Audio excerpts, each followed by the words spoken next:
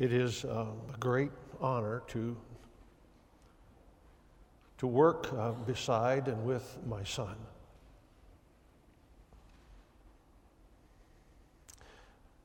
Every father wants his sons to be better men than he was. And I praise God for making that to come true for me. The lesson this morning was inspired by a book called The Prodigal God, written by a man named Timothy Keller.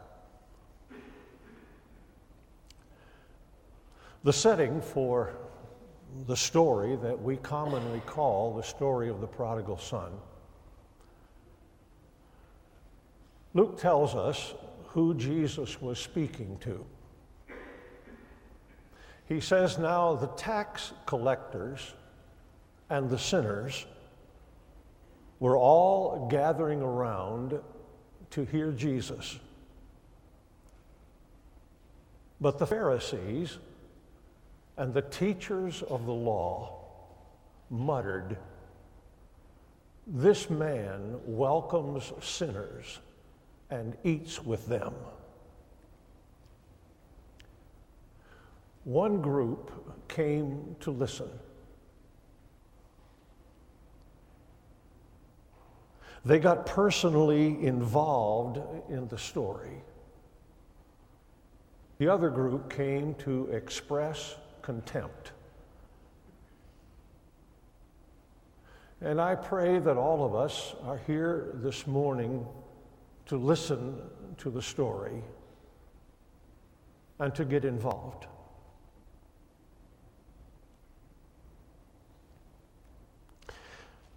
The story has three characters in it: the father and the two sons. Jesus specifically designed this story to address the relationship between God and his audience. And so it might be best called the story of the two sons.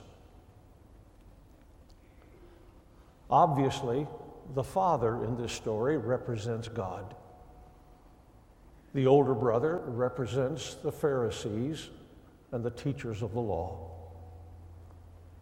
The younger brother represents the tax collectors and the sinners. In this story, Jesus strongly condemns the moral depravity and the self-seeking rebelliousness of the younger son. But he also strongly condemns the self-righteous attitude of the older brother. In this story, both of the sons are lost. Because in reality, they are pursuing the same thing themselves in different ways. It is very easy for us to regale this audience with their inability or unwillingness to see themselves in this story. What is really hard is for us to see ourselves in it. And yet, this story doesn't come to us to talk to us about the reactions of these two sons. It comes to us today to talk to us. I find myself in both groups.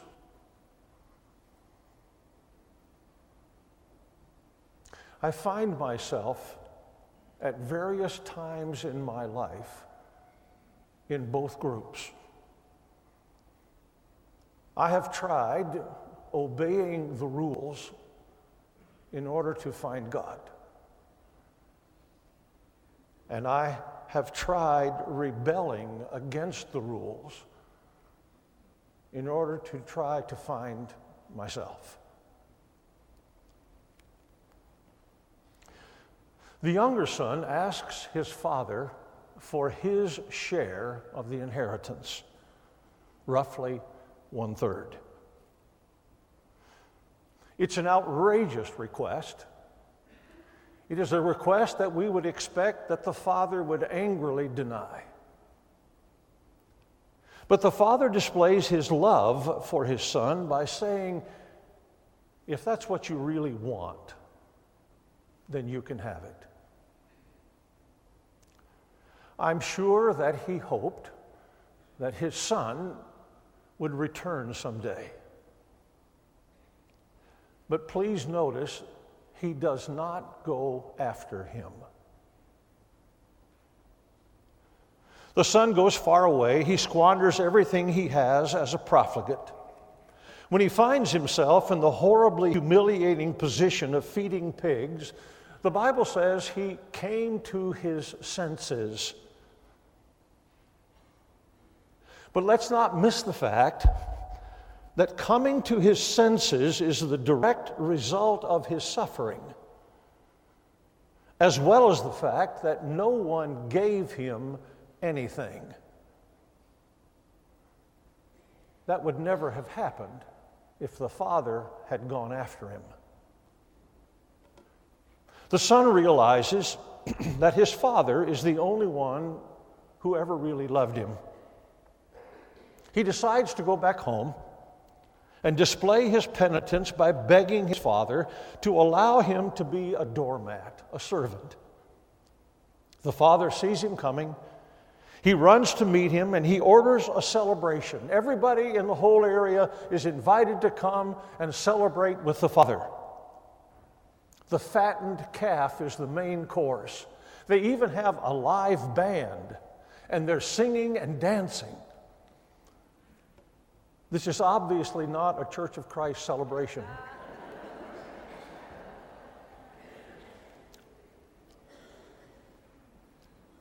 But the message of this part of the story is that God's love and God's grace that is made available to sinners through the cross of Calvary can pardon and completely restore any person who comes to their senses and humbles themselves and begs for forgiveness, no matter how sinful they have been.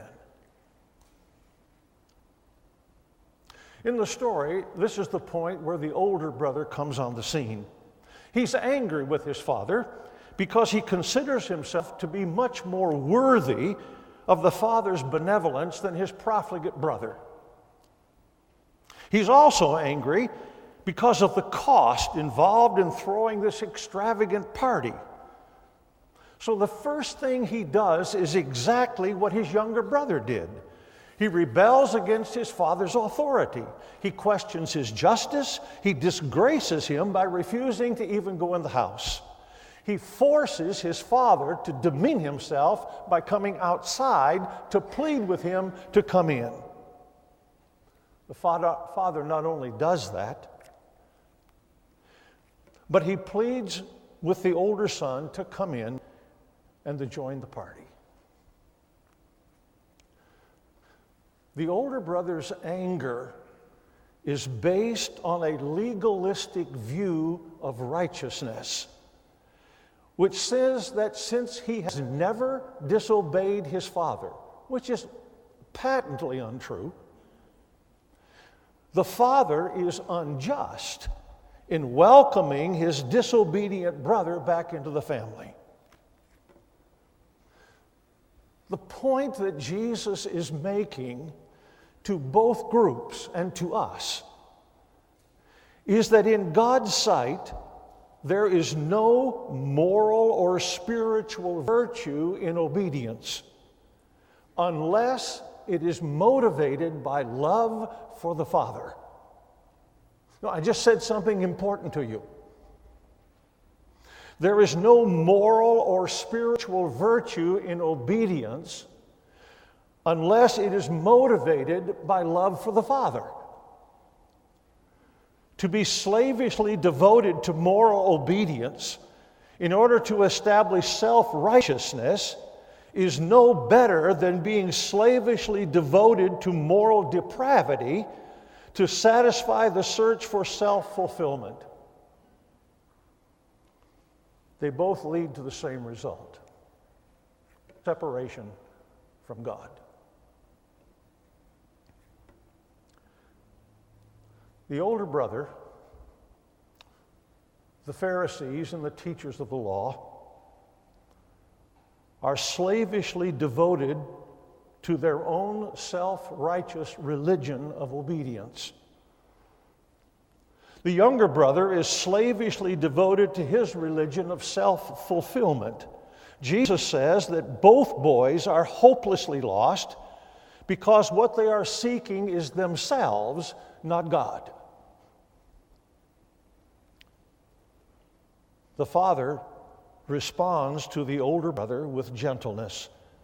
My son, I'm asking you, I'm pleading with you to swallow your pride and to welcome your brother home. Even if what you say about yourself and your brother is true, it doesn't matter. Everything I have, he says, is yours. Everything I have is yours. And we need to understand that that's really literally true. Everything the Father has goes to this Son. But it's not because of his obedience. It is because he is his Son.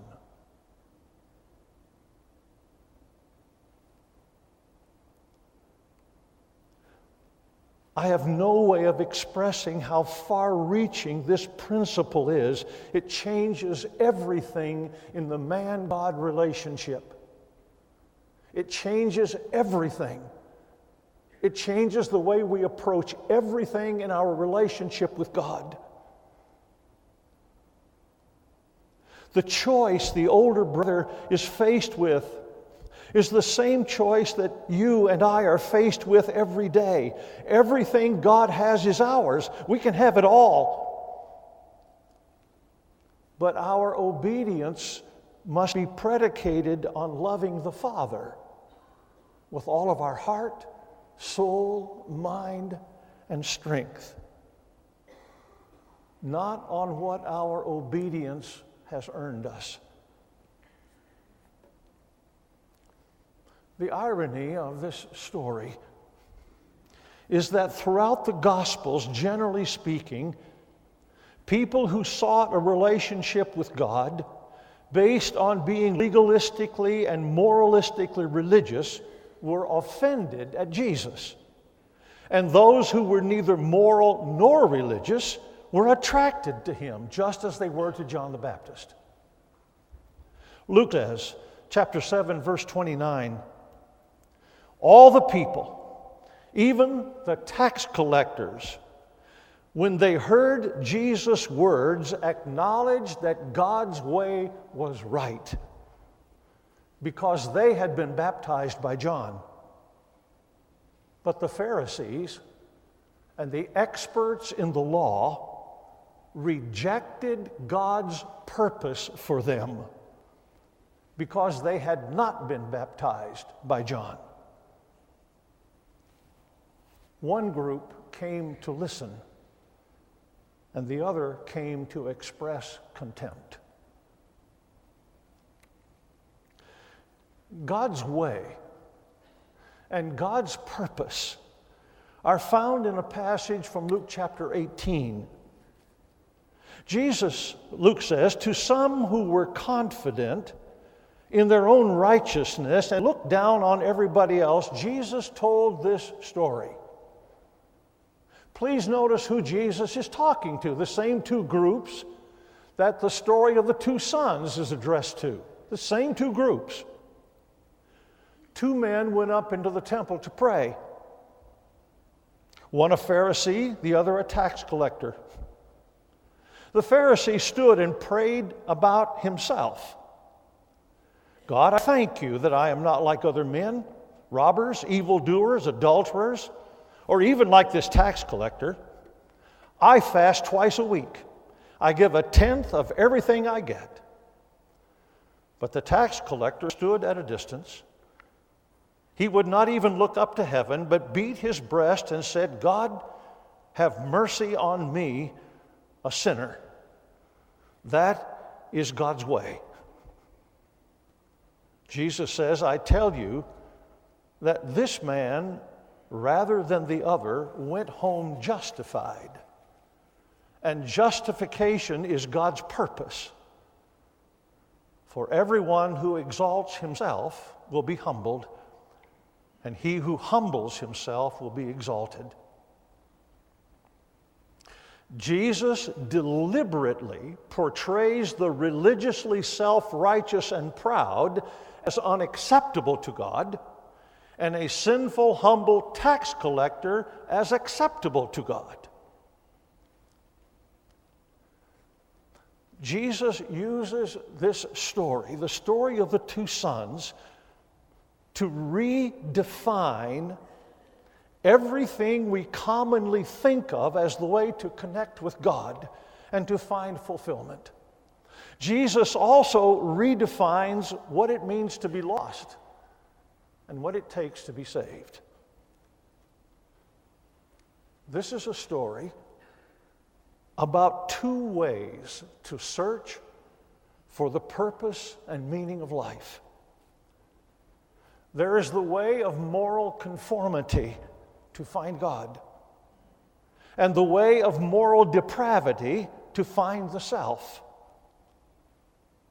And I suspect, if most of you at least are like me, we have tried both or some combination of the two in an attempt to discover what works for us. You know, in Tennessee, they don't say what works for us, they say what cranks your tractor. Both ways leave us separated from God. The truth is that both of these ways of approaching life and salvation are much more alike than appears at first. Both sons were resentful toward their father's control. Both sons were resentful about their father's control. They wanted their share of the father's wealth, but they didn't want the father. They wanted what he could give them, but they didn't want him. And that is the essential issue of this story.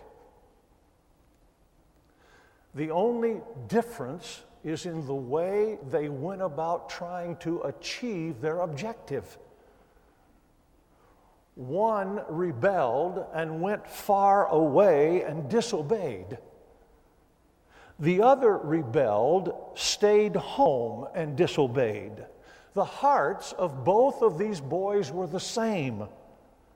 Neither wanted the father for himself. They just wanted what he could do for them. The message of the story is that both approaches to life and to God are wrong, because they are both self-centered rather than God-centered. Jesus presents a radical alternative, the way of humility and the way of self-abasement, which leads to obeying God's first and great commandment. And there's a reason why the first and great commandment is the first and the great commandment, because until we get that right, we can never get anything else right in our relationship with God. No, until we get this right, until this is the focus of our whole life and relationship with God, we will never get anything right in our relationship. You shall love the Lord your God with all of your heart, with all of your mind, with all of your soul, with all of your strength. This is the first and the great commandment.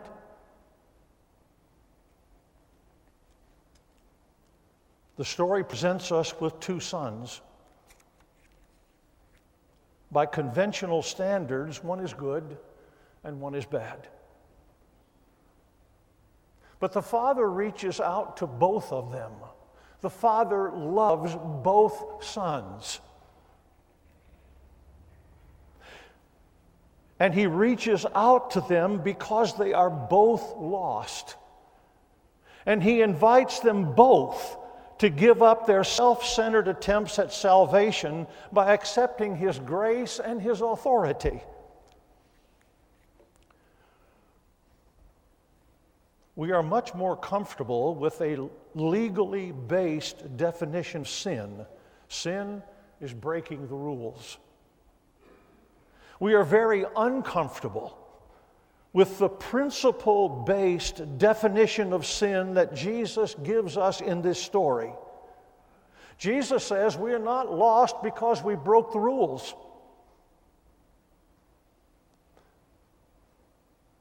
We are lost when we try to establish our righteousness by obeying the rules.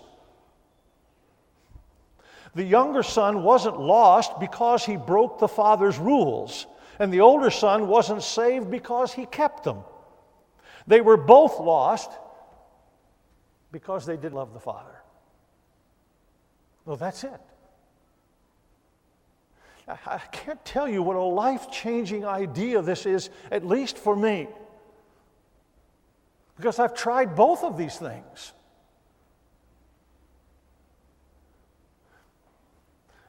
The younger son wasn't lost because he broke the rules.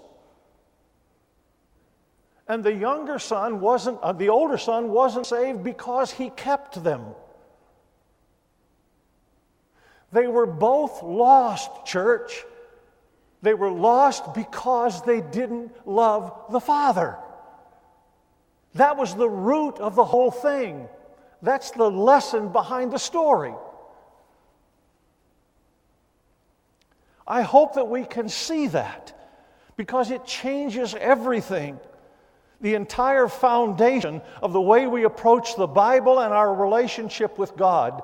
Jesus does not divide the world into the good guys and the bad guys.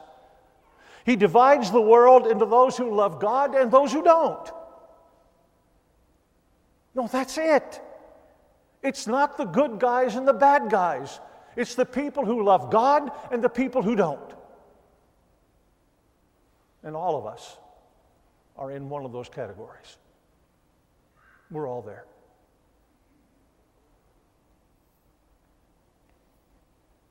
I want to add that loving God with all of our hearts and souls, mind and strength is not simply an oral profession.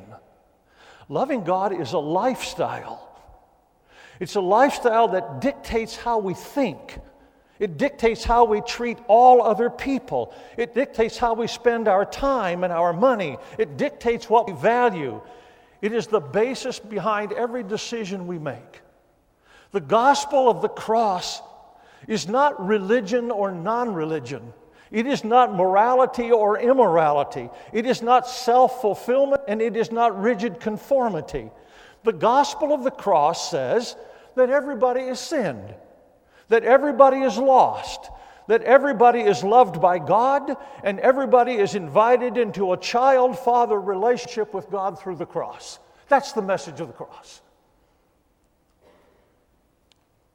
The story ends with one boy saved, a child of the Father, and entitled to everything that the Father has.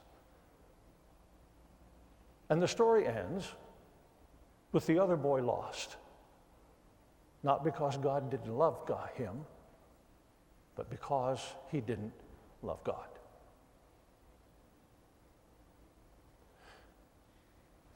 The story ends with the other boy lost, not because God didn't love him, but because he didn't love God.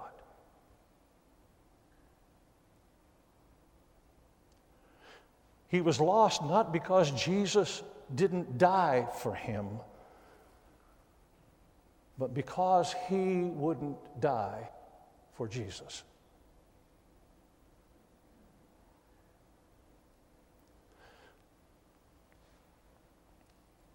One point that I want to make before I sit down. While both sons' methods of seeking salvation failed because they were focused on self and not on God, one method is not as dangerous as the other. The younger sons, the tax collectors and the sinners, their condition was not as serious as the older sons, because the younger sons' sins were sins of passion and the flesh, and the older sons' sins were sins of the attitude and disposition. And the Gospels clearly demonstrate that sins of passion, sins of the flesh, are much less prone to make people rebel against the gospel than sins of the attitude and the disposition. This question,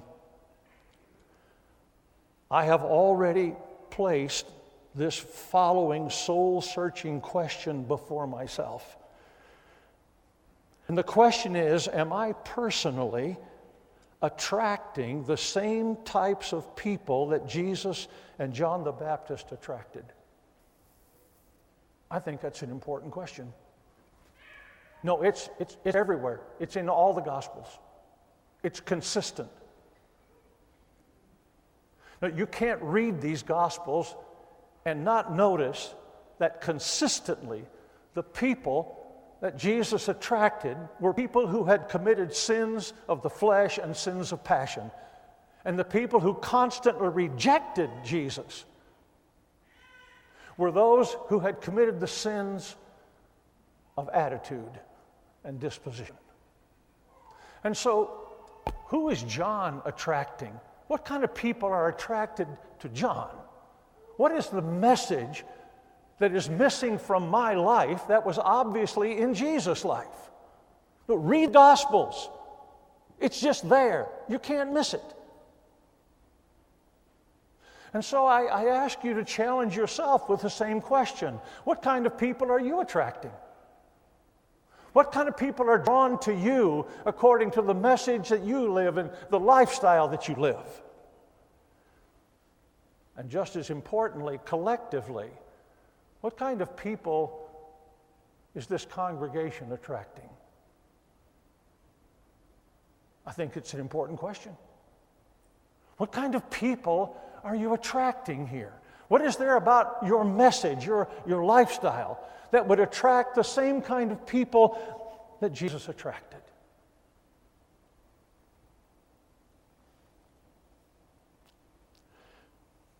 What is important today is not where this story left these two sons. What is important is where it leaves us.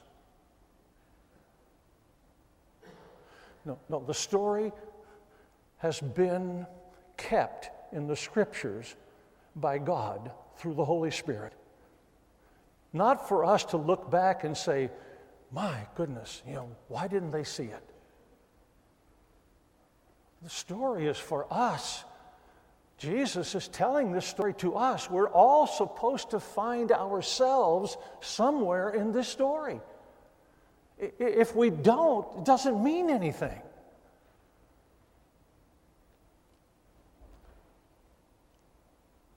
So how are we going to react to the story? I believe the Holy Spirit is working right now constantly to force all of us to come to our senses about where we are in our relationship with the Father and what He wants us to do, to humble ourselves, to go back home, to go to the Father just as we are, because you know it's the only way you can. There isn't really any other way. We've sung this song, most of us, all of our lives. And sometimes it's easy to overlook the fact that the only way you can come to God is just as you are. You can't clean yourself up, you know. It's not about taking a shower, combing your hair, and getting your clothes on. It's not about that.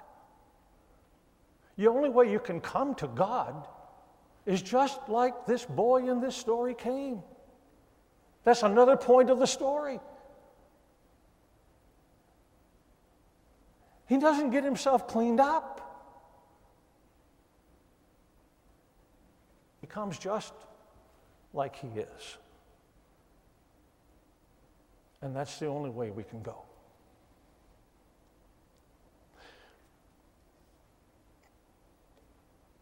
In Jesus' story about the Pharisee and the tax collector, they both went to church to pray. The Pharisee told God how good he was, and the tax collector told God how bad he was. And Jesus said, I tell you that the tax collector, rather than the Pharisee, went home justified. And so the question is, how will you and I go home today? We are all of us prodigals. We're all of us prodigals, and one of the reasons why we are here today is to express our love for the Father, to confess our sins, to seek forgiveness. And we are all invited personally and collectively as we stand here in just a moment and sing this grand old hymn, Just As I Am. Will you stand, please? Just as I am, without one plea, but that thy blood was shed for me, and that thou bidst me come to thee, O Lamb of God, I come, just as I am, and waiting not to rid my soul of one dark blot, to thee whose blood can cleanse each spot, O Lamb of God, I come, just as I am, thou wilt receive, wilt welcome, pardon, cleanse, relieve, because thy promise I believe, O Lamb of God, I come,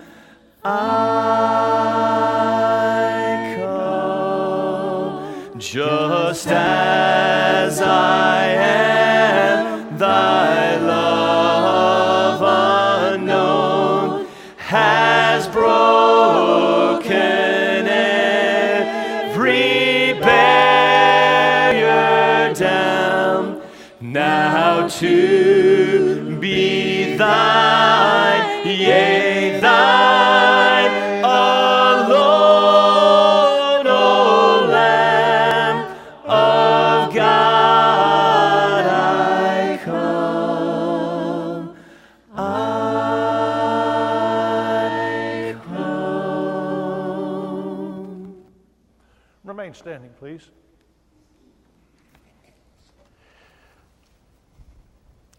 I'm assuming that standing where you are, that every one of you has come to God just as you are. Realizing how desperately we've all failed God. And confessing our sins. But in the Bible, praise and celebration always follow confession. After the Son confesses his sins and his love for his Father, the Father says that now we're going to have a time of praise and celebration and rejoicing. And that's what we're all going to do right now as we sing a new anointing.